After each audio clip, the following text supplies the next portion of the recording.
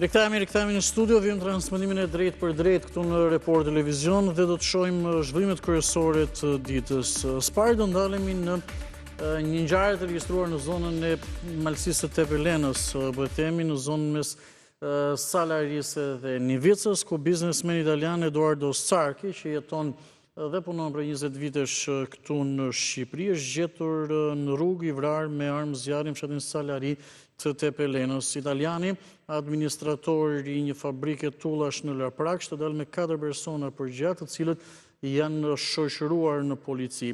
Po ekzaminohet plumbi në trup, në fakt nëse është nga arma e gjahut, sepse ai së bashku me 4 persona të tjerë ishin në atë zonë për gjah, ndoshta e frekuentonin apo e kishin frekuentuar edhe herë të tjera, apo është në një lloj tjetër plumbi. Ende mister në fakt, autori apo autorët apo edhe motivi, apo nëse kemi të bëjmë edhe me ndonjë ngjarje aksidentale.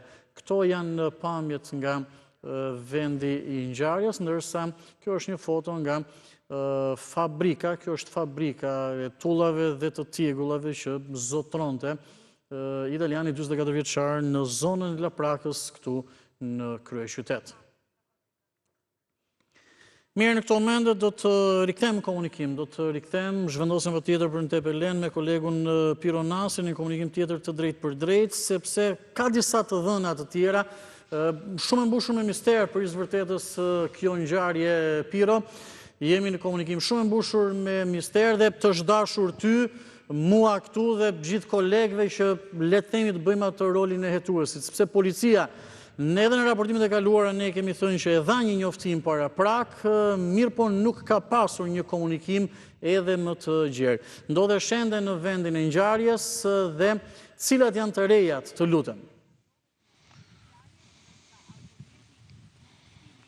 Andi, ka të paktën informacionet përmbysi njëra tjetrën nga momenti në moment, pasi e tillë është dhe ngjarja, sepse nuk ka një dëshmi të qartë nga një person i cili të ketë pasur dieni për këtë ngjarje.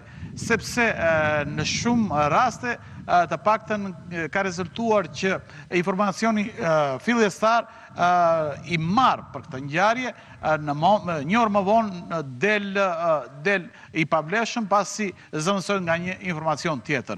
Ajo çfarë unë kam mësuar gjatë minutave të fundit dhe që po e përcjell tani për shikuesit e Report TV është që policia po heton vetëm në dy pista. Pista e parë është që biznesmeni 44 vjeçar italian të jetë vetë vrarë nga pakujdesia përmes armës së zjarrit, përmes armës së gjahut, dhe pista e dytë është që biznesmeni të jetë vrarë nga një person tjetër ku me shumë gjasa, ky person që të ketë ekzekutuar, biznesmeni italian është mes 4 personave që ndodhen momentalisht të ndaluar dhe që përjapin dëshmit konkrete për këtë rast në komisariatin në drejtorinë vendore të policisë Gjirokastrës. Po, këto janë 2 pistat në cilat po heton grupi hetimor në drejtorinë vendore të policisë Gjirokastrës. Ajo çka është risia në këtë ngjarje është se biznesmeni italian ka humbur jetën jo në vend menjëherë, po si pasojë e hemoragjisë që i shkaktuar nga plaga e marrë në kofshën e djathtë përmes një predhe. Grupi eksperti mjekoligjor do të vlerësojë nëse bëhet fjalë për një predhë të shkrehur nga një armë zjarri, pra nga një pistolet automatik apo nga ndonjë armë zjarri, apo shkrehur nga një saçme prej armës së gjahut. Pra, këtu janë këto 2 pistat të cilat vlerëson që po ndërmerr tani hetime policia e Gjirokastrës. Pra, risia e pakundërshtueshme është që italiani ka vdekur, ka humbur jetën si pasojë e një plage të marrë në kofshën e djathtë. Në këmbë, pra, vetëm një plagë. Dhe e dyta është që italiani ka të lutem, ndjes gjithmonë ju them pa dashur t'ju ndërpres. Nëse dhe regjia më ndihmon pak me disa pamje që ne jemi pasur që të fokusohemi dhe të ndalemi vetëm aty, 4 persona që shoqëronin, që ishin me biznesmen italian, dhe ai vetë ndodheshin në 2 automjete, pra një tip Range Rover të bardhë që largua nga vendi i ngjarjes shumë më herët, dhe Volkswagen i Forestrat që është ende në vendin e ngjarjes se e shoh pas shpinës tuaj.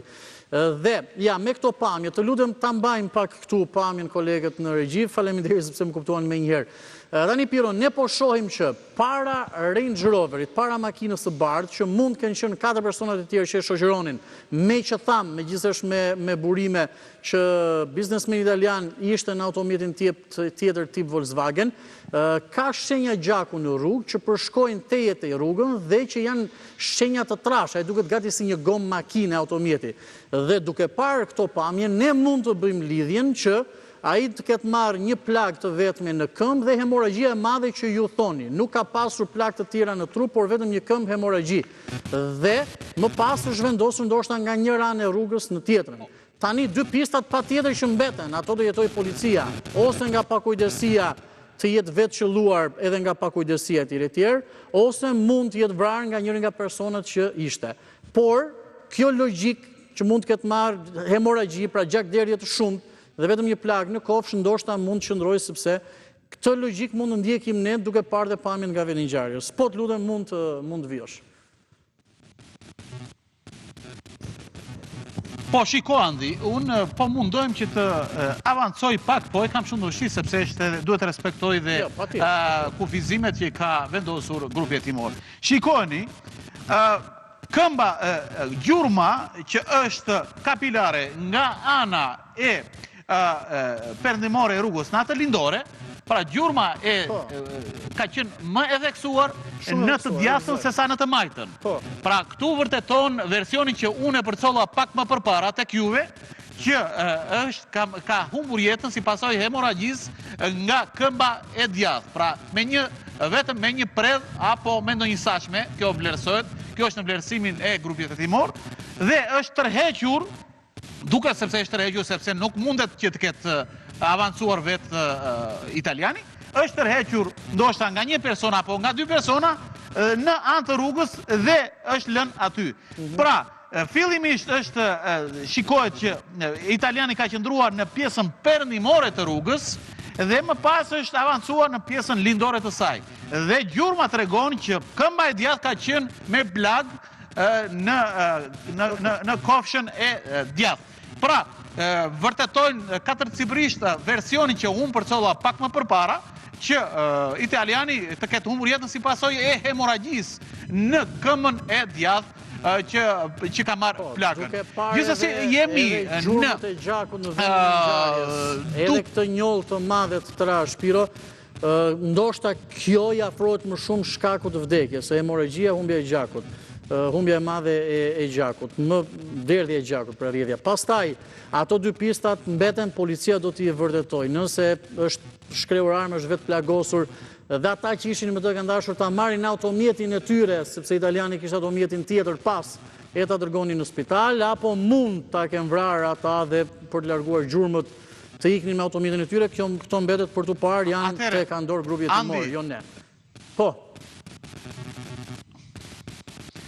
Andi, nëse do vlerësimin tim para prak, të paktën nga eksperienca ime, shumë vjeçare si gazetar. Okej, ma jep, po unë po them lidhjen që ne bëjmë ngjarjen dhe me informacionet. Në pas grupi hetimor e shikon, po ju dëgjoj patjetër Piro. Okej, nëse do të kishte atëherë, Andi, nëse do të kishte një vrasje të tipit klasik, kurse si një agresor nuk mund të qellojë në këmbë, por mund të qellojë në organet vitale, qoftë në krahëror, qoftë edhe në kokë. Por për rastin konkret, bet fjalë që është qelluar në këmbë.